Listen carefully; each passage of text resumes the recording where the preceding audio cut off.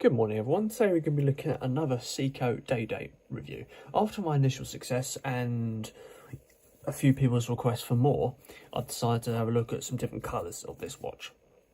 So today we're going to be looking at a navy blue version of the Seiko 5 Daydate collection. It's got a model number of, I think it's the SNX S75K1. I'm just going to double check that. Yes, that's right. Cool. So initially look at the box, it would come in a sort of a white outside cover like this, but there's not really sort of a lot to say when it comes to that, and there's not really a lot to say about the box really. Just a simple typical Seiko black and white box, nice feel to it really, very sort of industry standard in terms of quality. Inside we've got a black and white theme going on here, nice cushion effect on both of the compartments.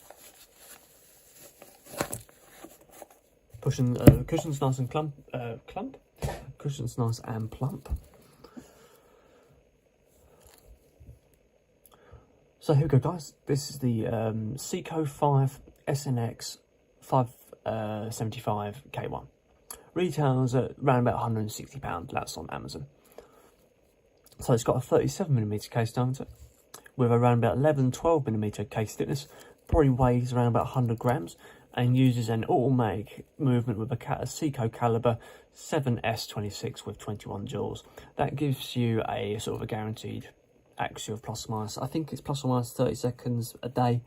That's off the top of my head, but you get a 43 to 41 sort of roughly power reserve with the watch. So coming down to the dial here, we've got a navy blue style dial. It's not line grained like the other one. I've got an example here of that one.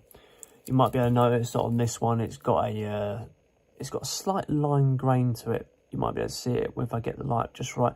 But yeah, if you look between the 4 and the 5 PM, you can see little line grains. On the actual navy blue one, it doesn't have that. It just follows on from a oyster petrol style finish with the navy blue. Sunray dial with no line grains. You've got fully luminous increments as well, fully luminous hands with Lumi-Bright coating rather than being luminous paint. Not the top of the line stuff, but it's got a decent material behind it. And a nice date dial at the 3 PM with that Seiko 5 collection enhanced in the middle. Inside the actual face of the watch, there's no extra sort of markings in there, it's just a plain metallic ring. The same goes for the bezel, it's a plain 45-degree polished ring as well to go with that full polished casing too.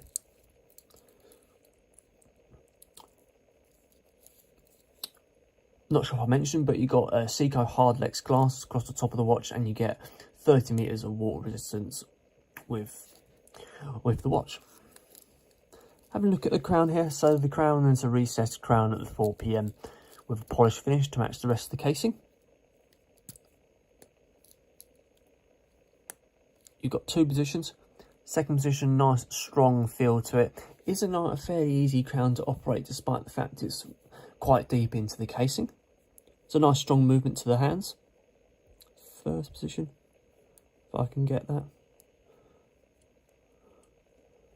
Nice, good, well-defined movement with the Japanese lettering for the alternate movements on there as well.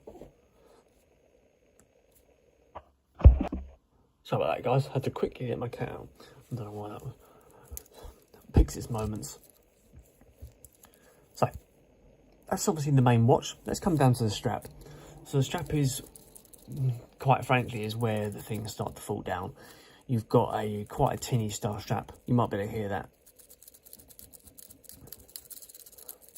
You're paying sort of £160 and you're getting that sort of strap. I don't think it's great. It's a 90mm strap with follows on from their usual Seiko. It's like a thin version of the oyster petrol strap. That sort of watch strap came with this one, but it was obviously much heavier than you. It can be quite hard to compare that because obviously you've got two different style straps and two different price points as well. It's a cheaper strap with no sort of adjustable method. Well, you can still adjust these, I believe, but it's not by screws. As you can see, there's no screws or pins on the side there, which is quite sad to see. I'm not going to undo the clasp, but it's very similar quality to this as well. There's not a lot to say. I've already looked at. Actually, I've got one open already. So it's the same. It's the same clasp as this. Very sort of cheap stainless steel interior component there. There's not a lot to say about that.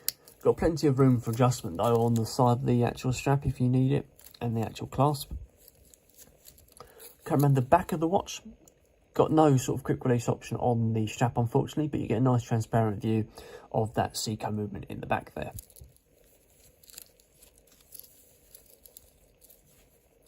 Give you a wrist shot if I can.